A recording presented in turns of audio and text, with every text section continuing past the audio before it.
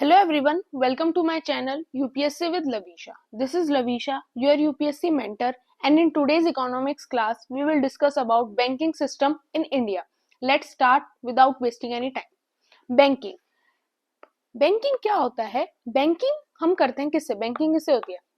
एक बैंक जो काम करता है उसको हम बैंकिंग कहते हैं। और एक बैंक क्या होता है? बैंक एक फाइनेंशियल इंस्टीट्यूशन होती है जिसका काम क्या होता है कि बैंक के पास दो टाइप के कस्टमर्स होते हैं। एक कस्टमर्स वो जो बैंक को अपना फंड देते हैं कुछ प्रॉफिट के लिए और अपनी पैसे को सेव करने के लिए, अपनी मनी को सेव करने के लिए।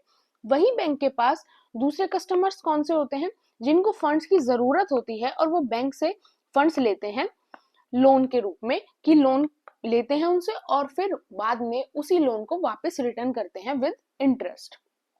अब फंक्शंस ऑफ बैंकिंग की बात करें तो उसको हम दो टाइप्स में डिवाइड करते हैं। पहला होता है आपका प्राइमरी फंक्शन, दूसरे होते हैं आपके सेकेंडरी फंक्शन।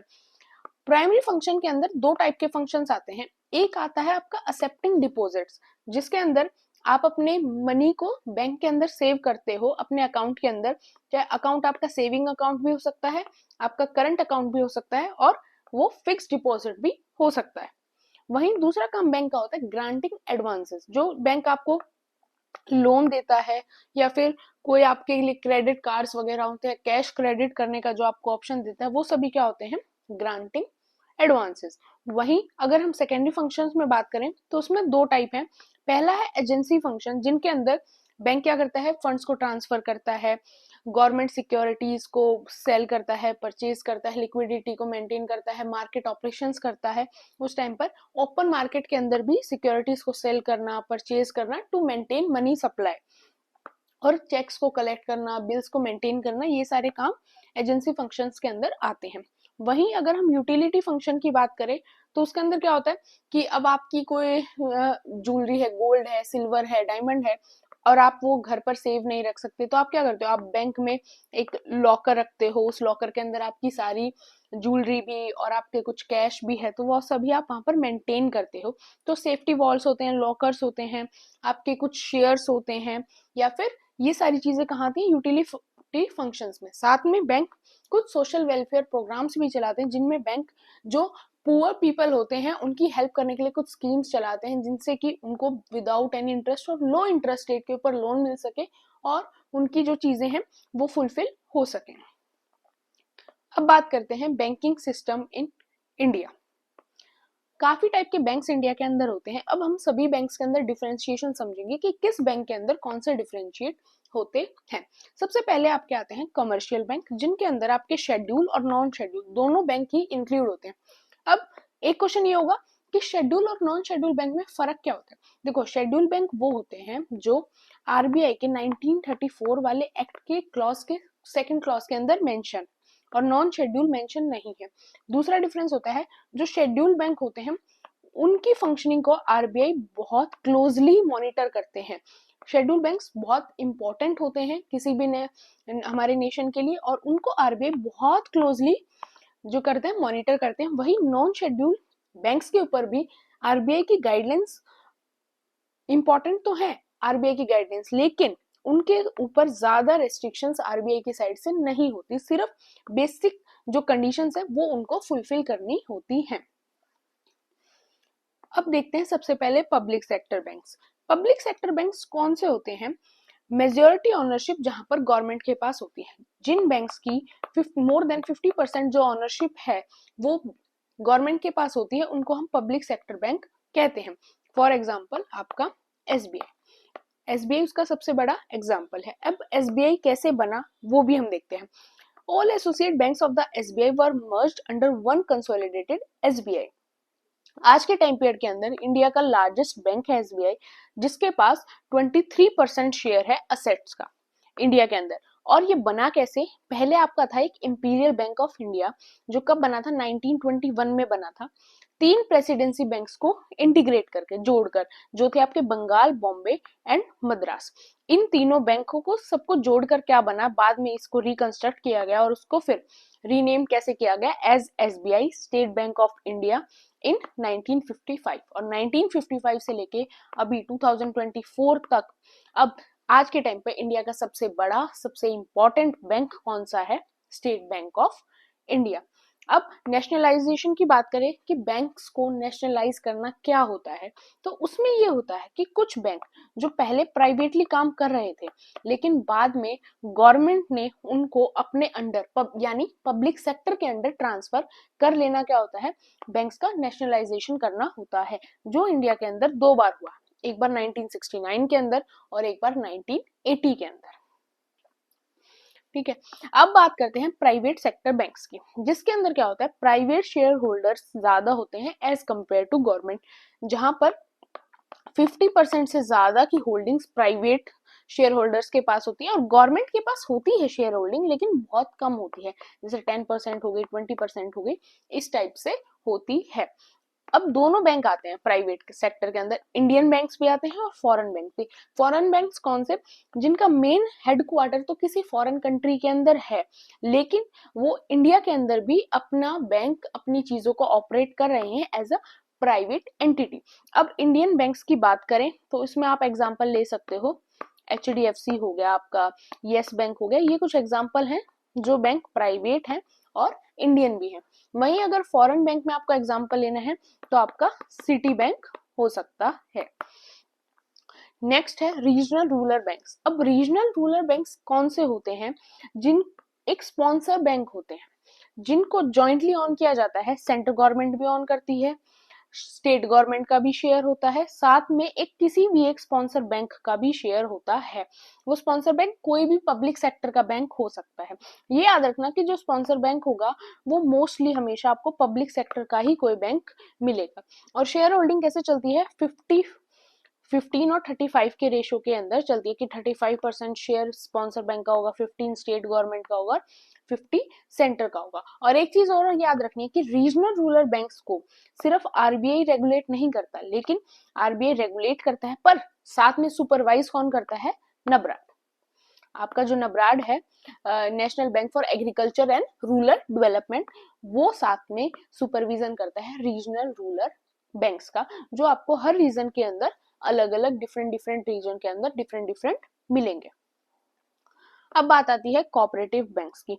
कोऑपरेटिव बैंक्स कौन से होते हैं, जो नो प्रॉफिट नो लॉस के ऊपर काम करते हैं, कि उनको ना प्रॉफिट से मतलब और ना ही उनका लॉस होता, वो सिर्फ एक मेंटेन करने के लिए, कुछ हेल्प कर प्रोवाइड करने के लिए सिर्फ इंडिया के अंदर वर्क कर रहे हैं।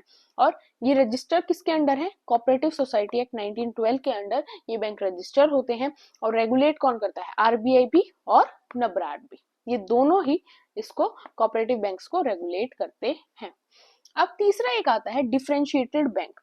डिफरेंशिएटेड बैंक कौन से होते हैं, जिनको आरबीआई लाइसेंस प्रोवाइड करता है to provide specific banking services, like आपका क्रेडिट हो गया, पेमेंट हो गया, डिपॉजिट हो गया, और किसके लिए, mainly to promote financial inclusion को प्रोवाइड करने के लिए। इन बैंक्स के पास ज्यादा पावर नहीं होती जितनी आपके एसबीआई, कोटक, एक्सिस बैंक इनके पास है, बट ये कुछ सर्विसेज प्रोवाइड कर सकते हैं, जैसे आप इनका एटीएम कार्ड आपको मिल जाएगा, आप क्रेडिट, आप पेमेंट, पैसे डिपॉजिट कर सकते हो, आप पैसे निकाल सकते हो, बट एक लेवल ऑफ फैसिलिटीज इनके पास, एक लेवल ऑफ राइट्स इनके पास नहीं होते। और डिफरेंशिएटेड बैंक को भी दो पार्ट्स में डिवाइड किया जाता है। एक आपके होते हैं स्मॉल फाइनेंस बैंक, जो बहुत स्मॉल स्केल के ऊपर काम करते हैं, कुछ लिमिटेड एरिया के ऊपर ही वर्क करते हैं, और जो मेनली किसके लिए होते हैं, कुछ स्मॉल बिजनेसेस को प्रमोट करने के लिए, कुछ स्मॉल इंडस्ट्रीज को प्रमोट करने के लिए, अनऑर्गेनाइज्ड सेक्टर्स की एंटिटीज, अनऑर्गेनाइज सेक्टर के रिलेटेड कुछ वर्क करने के लिए। और आपको थोड़ा बहुत, आप इसके अंदर भी आप डिपॉजिट डाल सकते हो और उन चीजों की पेमेंट आप कर सकते हो। एग्जाम्पल के लिए आप ले सकते हो एयू स्मॉल फाइनेंस बैंक। वहीं आपके कुछ पेमेंट बैंक्स होते हैं जिनके पास ये लोन वगैरह प्रोवाइड करने की, क्रेडिट कार्ड इशू करने की ये सारी चीजें नहीं होती, लेकिन वो सिर्फ क्या करते हैं कि यस, आप उनका एटीएम कार्ड रख सकते हो, डेबिट कार्ड रख सकते हो, और उनसे थर्ड पार्टी को फंड ट्रांसफर वगैरह नॉर्मल जो रूटीन के वर्क होते हैं वो आप उनसे कर सकते हो। अब सेम है, शेड्यूल बैंक्स कहाँ लिस्टेड है, second schedule of RBI act 1934 के अंदर, और वही नॉन शेड्यूल बैंक जो है वो सेकंड शेड्यूल आरबीआई एक्ट के अंदर रजिस्टर्ड नहीं है, वो अलग से रजिस्टर्ड है, इसलिए उनको नॉन शेड्यूल कहा जाता है, और जो इनको शेड्यूल बैंक्स कहा जाता है। अब बात करते हैं non banking financial institution. India के अंदर कुछ ऐसे फाइनेंशियल इंस्टीट्यूशन भी हैं जो बैंकिंग से तो अलग हैं, लेकिन फिर भी सेम फाइनेंस से रिलेटेड काम लोगों के लिए, सिटीजन ऑफ इंडिया के लिए करते हैं। जैसे जिस सबसे पहले आपका आता है नबार्ड। नबार्ड कोई बैंक नहीं है, national bank for agriculture and rural development. आप इसको एक नॉर्मल बैंकिंग इंस्टीट्यूशन नहीं बोल सकते जो आरबीआई के गाइडलाइंस के अंडर काम करता है। बेसिकली नबार्ड का मोटिव क्या है? नबार्ड का मोटिव है, और नॉर्मली ऐसा भी नहीं होता कि कोई सोचे कि हाँ आप नबार्ड के अंदर अकाउंट ओपन कर लोगे, आपके पास नबार्ड का एटीएम है। नहीं, ये नॉर्मल वर्किंग नहीं होती। ये एक अपेक्स इंस्टीट्यूशन है। किसके लिए? एग्रीकल्चर और रूरल सेक्टर को प्रमोट करने के लिए, और एग्रीकल्चर और रूरल सेक्टर के अंदर ही ये क्या करता है? शॉर्ट टर्म और लॉन्ग टर्म क्रेडिट प्रोवाइड करता है with the help of regional rural banks, जो हमने अभी पीछे देखा। वहीं दूसरा है आपका SIDBI, small industries development bank of India. इसका काम क्या है? जैसे नबार्ड एग्रीकल्चर को प्रमोट करता है, वैसे ही सिडबी क्या करता है? जो एसएमएम ई सेक्टर्स हैं, जितने भी स्मॉल आपकी माइक्रो और मीडियम एंटरप्राइजेस होती हैं, उनको क्रेडिट प्रोवाइड करने का काम कौन करता है? सिडबी करता है। नेक्स्ट आपका नेशनल हाउसिंग बैंक, जो क्या करता है? अपेक्स इंस्टीट्यूशन किसके लिए? हाउसिंग फाइनेंस के लिए है, और इसको पहले आरबीआई कंप्लीटली ओन करता था, लेकिन अब नेशनल हाउसिंग बैंक को कौन ओन करता है? गवर्नमेंट खुद ओन करती है। नेक्स्ट है EXIM bank, export import bank of India, जो किसके लिए काम करता है? To promote foreign trade. अब इसी में एक पार्ट और है, नॉन बैंकिंग फाइनेंशियल कंपनीज। ये तो इंस्टीट्यूशंस थे, और कुछ नॉन बैंकिंग फाइनेंशियल कंपनीज भी हैं। वो क्या क्या है? एनबीएफसी डी है, जिसका काम क्या होता है? एक्सेप्ट और होल्ड करना पब्लिक डिपॉजिट को। एनबीएफसी एनडी है, जिसका काम होता है कि पब्लिक डिपॉजिट्स को एक्सेप्ट भी ना करना, और साथ में डेप्थ को रेज भी करना मार्केट से और बैंक से। नेक्स्ट होता है कॉर इन्वेस्टमेंट कंपनीज होती हैं कुछ, जो एक्सेप्ट नहीं करती पब्लिक डिपॉजिट्स को, एक्वायर करती हैं शेयर्स को, सिक्योरिटीज को अपनी सब्सिडियरी कंपनी से, और उनको फिर उनकी 90% असेट से ज्यादा उन चीजों को होल्ड नहीं करती। अब थोड़ा सा अच्छी तरह देखते हैं नॉन बैंकिंग फाइनेंशियल कंपनीज क्या होती हैं। ये एक कंपनी होती है जो किसके अंडर रजिस्टर्ड है? कंपनीज एक्ट 1956 के अंडर रजिस्टर्ड है, और ये किस चीज के अंदर इंगेज होती हैं? लोन और एडवांसेस के बिजनेस प्रोवाइड करने के अंदर, और कस्टमर्स को अच्छी तरीके से सर्विस प्रोवाइड करना इनका काम है। इनका काम एक ही है, कस्टमर्स को फाइनेंशियल सर्विसेज प्रोवाइड करना। इनको एक रिजर्व रखने की जरूरत नहीं होती, अनलाइक बैंक। जैसे हमने हमारी प्रीवियस क्लास के अंदर देखा था कि बैंक्स को लिक्विड असेट भी एक लेवल तक मेंटेन करनी होती है, उनको कैश रिजर्व रेशो भी मेंटेन करना होता है। वहीं जब हम नॉन बैंकिंग फाइनेंशियल कंपनीज की बात करें, तो उनके ऊपर ऐसी कोई रेस्ट्रिक्शन नहीं होती कि यस उनको ऐसे बजट मेंटेन करना है, ऐसे रेशो मेंटेन करना है। नहीं, उनके ऊपर ऐसी कोई भी रेस्ट्रिक्शन आरबीआई की साइड से नहीं होती।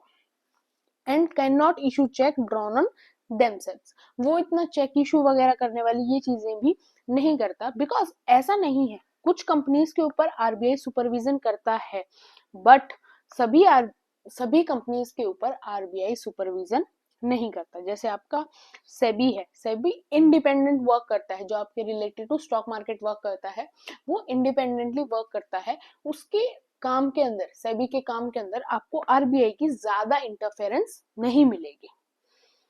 अब बात करते हैं बैंक्स का नेशनलाइजेशन कैसे हुआ। अगर बैकग्राउंड की बात करें, बैंक्स का नेशनलाइज हुआ 2 फेजेस के अंदर। पहले हुआ 1969 में, जिस टाइम पर इंदिरा गांधी गवर्नमेंट थी, और उन्होंने क्या किया? 14 लार्जेस्ट कॉमर्शियल बैंक उस टाइम पीरियड के उन्होंने नेशनलाइज किए।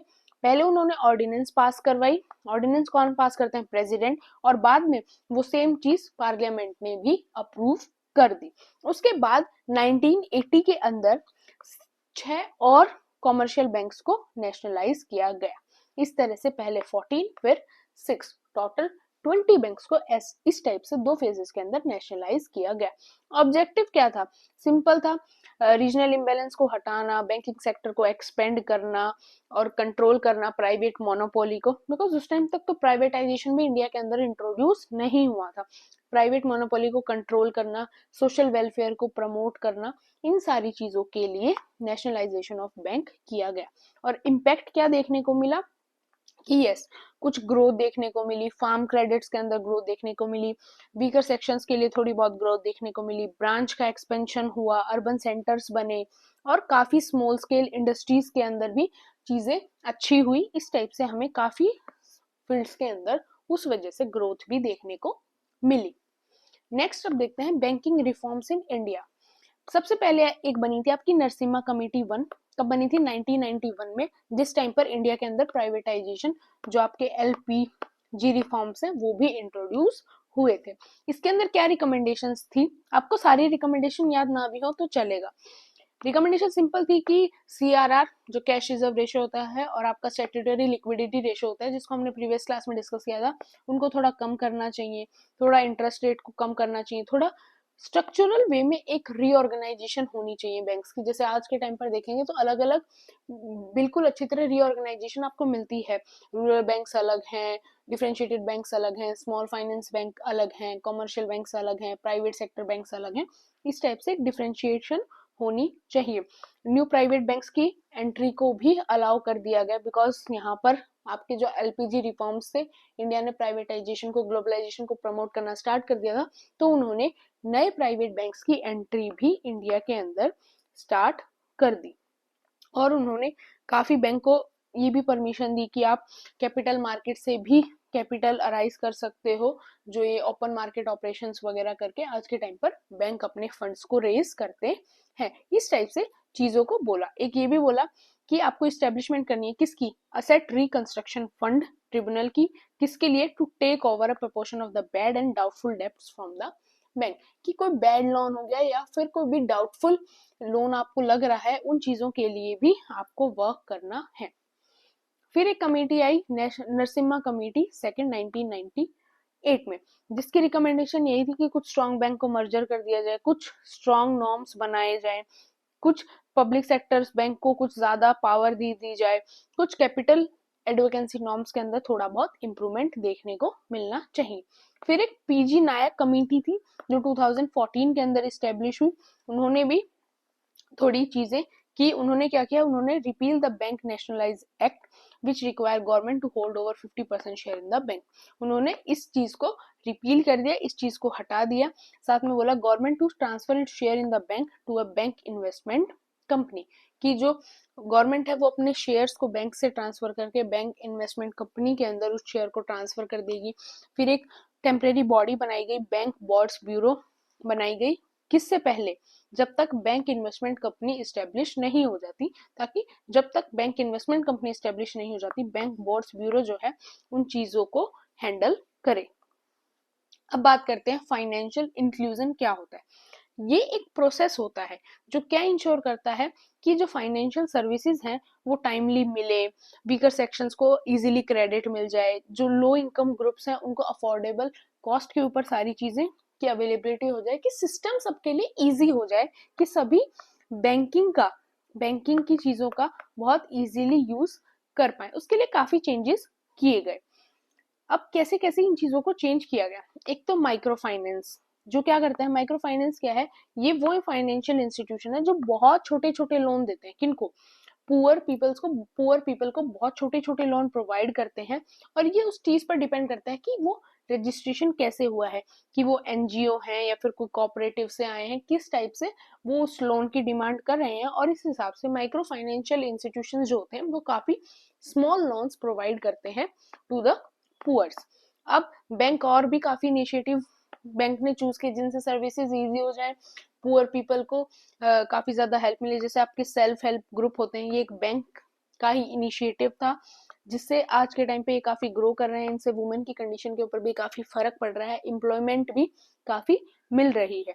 और केवाईसी नॉर्म्स जो आज के टाइम पर देखोगे तो बहुत इजी हो गया। अब आप अपने फोन के ऊपर भी इजीली अपना बैंक अकाउंट ओपन कर सकते हो। ज्यादा डिटेल और ज्यादा एजुकेटेड होना ही उस चीज के लिए जरूरत नहीं है। वो सिर्फ आपका पैन कार्ड और आपकी फोटो स्कैन करते हैं और सिंपल क्वेश्चंस कुछ आपसे पूछते हैं।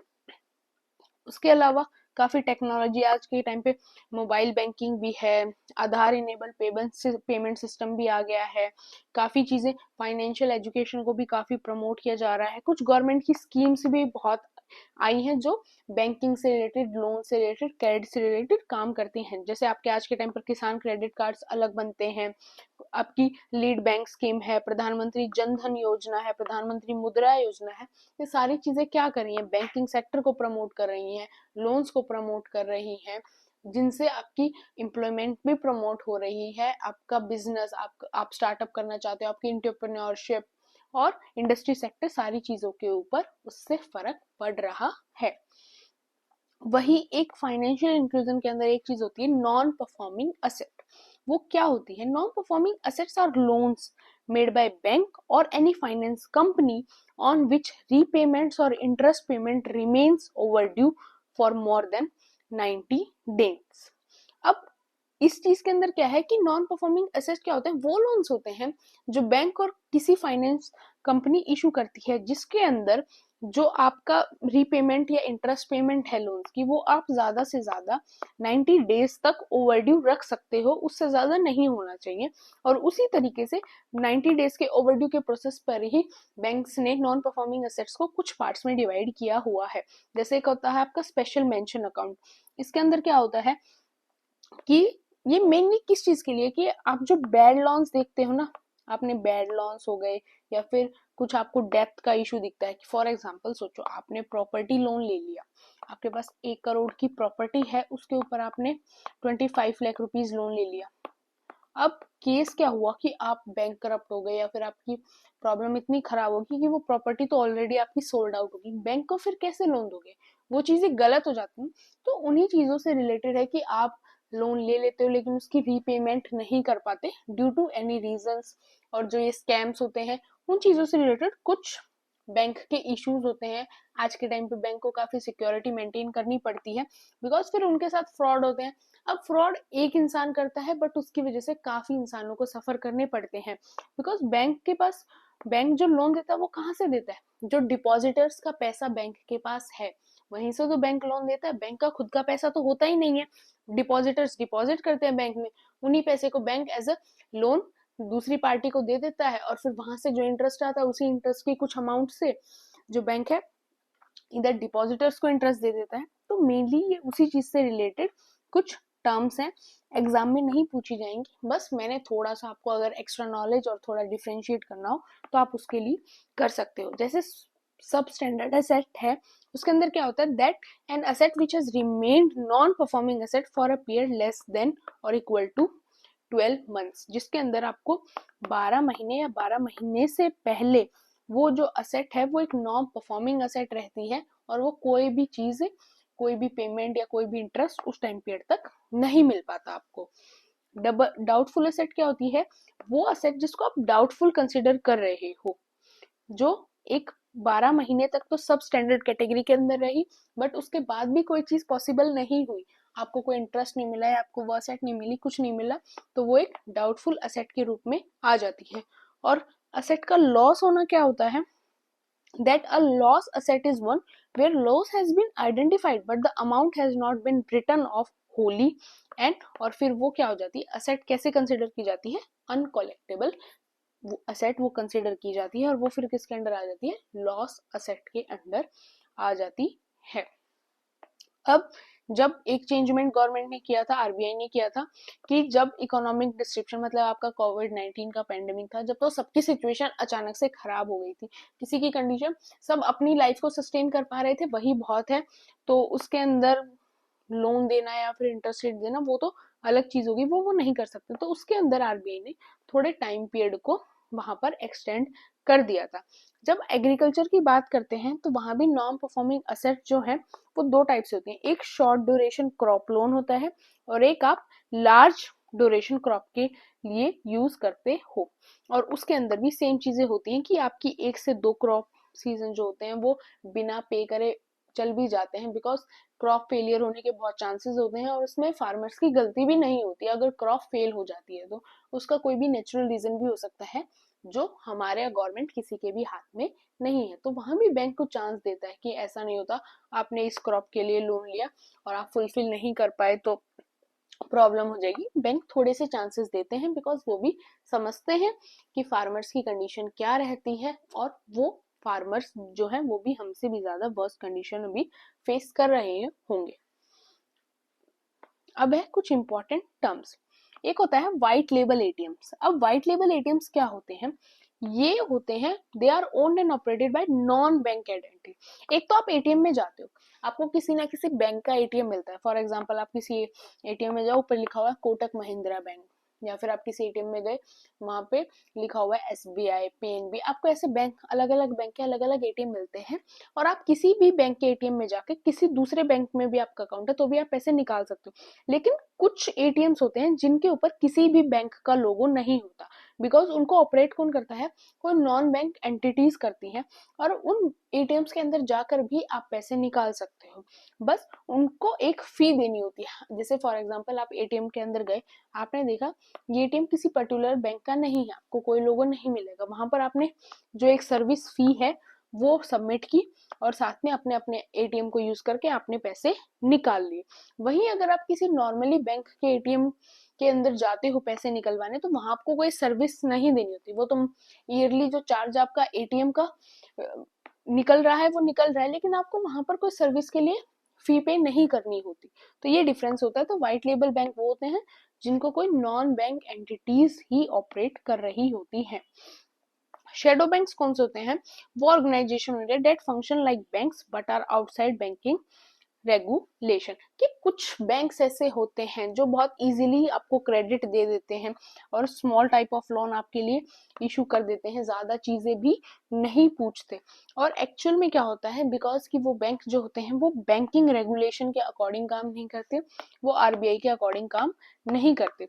बट फिर क्या होता है, इनकी वजह से उनको प्रॉब्लम भी होती है। जैसे आप देखोगे स्टूडेंट लाइफ के अंदर स्टूडेंट्स को भी काफी टाइम ऐसा होता है कि थोड़े बहुत पैसे की जरूरत पड़ जाती है, तो ऐसी काफी ऐप होती हैं जो उनसे थोड़े 2-3 सवाल पूछती हैं और उसके बाद उनको क्रेडिट मिल जाता है, उनको लोन मिल जाता है स्मॉल अमाउंट का। बट फिर ऑब्वियसली बात है कि उनके पास फिर भी इतना पैसा नहीं होता किसी स्टूडेंट के पास। अब नॉर्मली आप दिल्ली के अंदर आप कोचिंग ले रहे हो या फिर आप दिल्ली यूनिवर्सिटी के स्टूडेंट हो, तो भी आप क्या करोगे? अब आपके पास आपकी फैमिली से पेमेंट आ रही है, वो तो एक सर्टेन पेमेंट आ ही रही है, तो आप उन लोन्स को जो आपने लिया उनकी रीपेमेंट भी नहीं कर पाते। इसलिए उन बैंक्स का काफी ज्यादा नुकसान भी होता है कि उनकी लोन रीपेमेंट नहीं होती, और इस वजह से उन बैंक को काफी ज्यादा प्रॉब्लम भी फेस करनी पड़ती है, बिकॉज वो आरबीआई के रेगुलेशन के अकॉर्डिंग काम नहीं कर रहे थे और बाकी चीजें नहीं कर रहे थे। फिर एक होता है कोर बैंकिंग सॉल्यूशन। ये एक नेटवर्क होता है ब्रांचेस का। देखो पहले क्या होता था कि सपोज करो आप रहते हो मुंबई, अब आपका होम टाउन है यूपी के अंदर, अब आपकी बैंकिंग से रिलेटेड कोई प्रॉब्लम आ गई आपके अकाउंट, आप सिर्फ उसके लिए ऑन द वे मुंबई से यूपी जाओगे? ऐसे तो पॉसिबल नहीं है। इसीलिए आज के टाइम पे क्या है, आपको हर जगह पर सभी जितने इंपॉर्टेंट बैंक है सभी की ब्रांचेस आपको मिलती हैं। आपको एसबीआई आपको यूपी में भी मिलेगा, एसबीआई की सेम एसबीआई की ब्रांच आपको मुंबई में भी मिलेगी, और डिफरेंट डिफरेंट स्टेट्स और रीजन के अंदर आपको सेम बैंक्स की ब्रांच मिलती है, जिससे कि आपकी जो वर्किंग है वो रुके ना, और आप सारी चीजें बहुत अच्छी तरह आप अपना अकाउंट देश के किसी भी कोने में रहकर मेंटेन कर पाए। बैंकिंग ऑम्बुड्समैन क्या होता है? ये एक जुडिशियल क्वासी जुडिशियल अथॉरिटी होती है जो 2006 की स्कीम के अंडर काम करती है, जिसके अंदर क्या होता है, जो भी कंप्लेंट्स होती हैं कस्टमर की बैंक सर्विसेज से रिलेटेड, उन चीजों को हैंडल किया जाता है। एक होता है डोमेस्टिकली सिस्टमेटिकली इंपॉर्टेंट बैंक्स, डीएसआईबीस। ये टर्म मैंने पहले भी करंट अफेयर्स के अंदर आपको मेंशन की थी। इस टर्म का मतलब होता है कि ऐसे बैंक्स जिनके पास इतना ह्यूज कस्टमर बैंक बेस है कि वो फेल नहीं हो सकते, too big to fail. For example SBI है, सपोज न्यूज आती है कि एसबीआई फेल हो गया या एसबीआई करप्ट हो गया, तो एक चीज मान के देखो, वो एसबीआई करप्ट नहीं हुआ, मतलब आप ये मान सकते हो कि इंडिया की इकोनॉमी ही डाउन हो गई, इंडिया की इकोनॉमी में ही कुछ नहीं बचा, बिकॉज एसबीआई का बेस इतना ज्यादा स्ट्रांग है। तो कुछ बैंक्स होते हैं जिनका रेवेन्यू बहुत हाई होता है, जिनका कस्टमर बेस स्ट्रांग होता है, जो गवर्नमेंट के लिए काफी इंपॉर्टेंट होते हैं, उनको हम डीएसआईबीज में काउंट करते हैं कि उनका फेल होना इम्पॉसिबल है, या उनका फेल होना मतलब कंट्री की इकोनॉमी का फेल होना बराबर है। अब बेसल नॉर्म्स क्या होते हैं? बोर्ड सुपरवाइजरी स्टैंडर्ड्स होते हैं जो किसने बनाए हैं? formulated by a group of global central banks called the Basel Committee on Banking Supervision to regulate the banking system of individual country. इनको 3 उसमें अपग्रेड किया गया है, एक होता है आपका बेसल 1, एक होता है बेसल 2 और एक होता है आपका बेसल 3। इसमें क्या बोला गया है बेसल नॉर्म्स में कि जो बैंक्स हैं उनको कुछ एडिशनल कैपिटल अपने पास अलग से संभाल कर रखनी चाहिए। किस चीज के लिए रखनी चाहिए? अगर कोई भी लिक्विडिटी का इशू आता है, मार्केट का इशू आता है, क्रेडिट का इशू आता है, कोई भी ऐसा इशू जिसकी वजह से बैंक को प्रॉब्लम फेस करनी पड़ सकती है, उस फ्यूचर इशू को सॉल्व करने के लिए बैंक के पास हमेशा एक सर्टेन एडिशनल कैपिटल होनी चाहिए, जिससे कि वो चीजों को मेंटेन कर पाए और कोई भी रिस्क आए तो उस रिस्क को वो जल्दी से सॉर्ट आउट कर पाए और किसी का भी लॉस ना हो और किसी कस्टमर को किसी भी उसको लॉस ना हो और परेशानी ना हो। नेक्स्ट है आपका लिक्विडिटी कवरेज रेशियो। ये क्या होता है? It refers to the proportion of highly liquid asset held by financial institution to ensure their ongoing ability to meet short term obligation। अब लिक्विडिटी कवरेज क्या होती है कि आप एक लिक्विड एसेट का एक प्रोपोर्शन सेव रखते हो ताकि इन फ्यूचर कुछ भी आए, कोई प्रॉब्लम आए तो आप उस लिक्विड एसेट का यूज कर सको और उससे अपनी प्रॉब्लम को सॉल्व कर सको। जैसे हमारे नॉर्मली फैमिलीज में बोला जाता है कि जैसे हमारी जो दादी मम्मी होते हैं उनके पास बहुत ज्यादा गोल्ड होता है और ऐसा बोला जाता है कि एक गोल्ड जो होता है वो एक इंसान की एक फुल टाइम धरोहर की तरह से हमारे इंडिया के अंदर देखी जाती है कि हाँ कोई भी मुसीबत आई तो वो चीज हमें उस मुसीबत से निकाल सकती है। वो सेम काम यहाँ पर लिक्विड एसेट करती है। हालांकि गोल्ड भी एक लिक्विड एसेट का टाइप है, जिससे क्या होता है कि अगर कोई फाइनेंशियल प्रॉब्लम आ गई तो उस लिक्विड एसेट से बैंक जो है उस फाइनेंशियल प्रॉब्लम से निकल पाए। नेक्स्ट आपका कैपिटल एडवोकेसी रेशियो। इसके अंदर क्या होता है? The ratio of a bank's capital in relation to its risk weight asset, कि जो बैंक की कैपिटल है उसका और साथ में जो उसकी रिस्क वेट की जो एसेट है उन दोनों का रेशियो जो होता है उसको हम क्या कहते हैं? कैपिटल एडवोकेसी रेशियो, जिसको हमने पीछे नरसिम्हा कमेटी जो सेकेंड टाइम स्टेब्लिश हुई थी उसके रिफॉर्म्स में भी हमने कैपिटल एडवोकेसी रेशियो के बारे में देखा था, बिकॉज गवर्नमेंट ने रिफॉर्म्स के अंदर कैपिटल एडवोकेसी रेशियो की बात की थी और इसको भी प्रमोट किया था। अब नेक्स्ट होता है इस्लामिक बैंकिंग। इस्लामिक बैंकिंग क्या होता है? आप इस्लामिक बैंकिंग बोल सकते हो, शरिया बैंकिंग बोल सकते हो।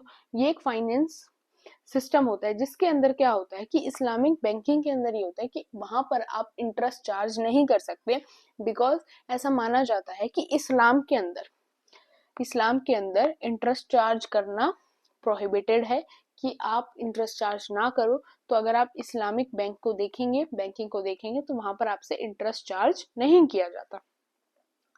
लास्ट है ट्विन बैलेंस शीट प्रॉब्लम।